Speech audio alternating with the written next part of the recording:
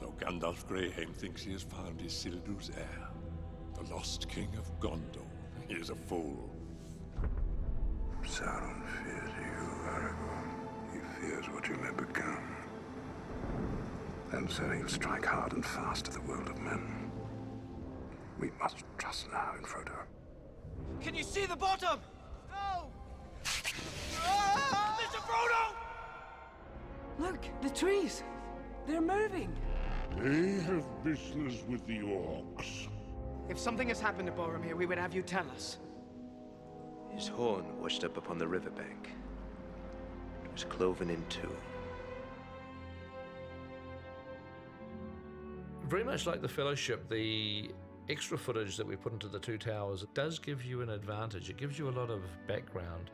An extended cut isn't just material that ended up on the cutting room floor. It's material we really intended to shoot that has something to say, that gives you information. It just kind of explains it a bit more. It just gives it a bit more depth. They think we have the ring. Shh! Fans of the book were really keen to see the end draft scene. You're taller. I've always been taller than you. You did something. Remember today, little brother. Today, life is good. That whole sequence with Faramir and Boromir, I think, is amazing. I'm very pleased that it's in the DVD, and you do see Boromir with his brother and his father and with the men of Gondor. The character of Faramir is the brother of Boromir, who we saw in the first film, and he's also the son of Denethor, who we're due to see in The Return of the King. And there's a sequence that we shot where that family dynamic is seen in flashback. He loves you, father. Do not trouble me with Faramir. I know his uses and they are few. It's actually quite an important and significant linking piece that actually brings these storylines revolving around Faramir sort of together in this one sequence. It's an entirely new production for us for the DVD. We have to go right back to the beginning of the process, composition, orchestration, conducting, recording, specifically for these new scenes in the film.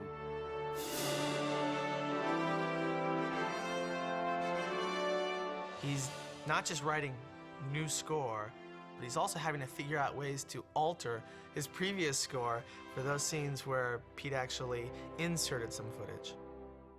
The sequences are a lot more elaborate because, of course, you know, anytime we have Gollum on the screen, there's major effect shots. Anytime we have Treebeard, there's major effect shots. The team of probably 200 or so have been working on completing these visual effects. For the extended cut, we have about 200 new shots going in, and as Peter started editing, he would sort of take out entire sequences, and his sort of constant word was, "Don't worry, it's going to be in the DVD."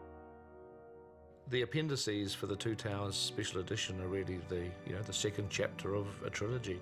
The documentaries are all linked. It's all one story that is being continued every year. And action! The story of hundreds, if not thousands, of incredibly talented artisans and craftspeople working so hard for so long. That's awesome. When you start to think about the amount of time that people spent on this movie and the experiences they had, each one of these things is a major accomplishment and a major story. We have people from all over the world.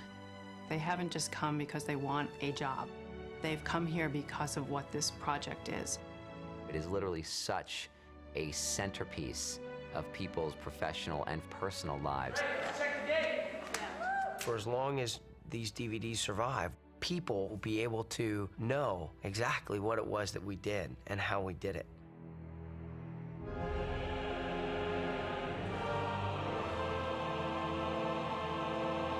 The city has been reclaimed for Gondor!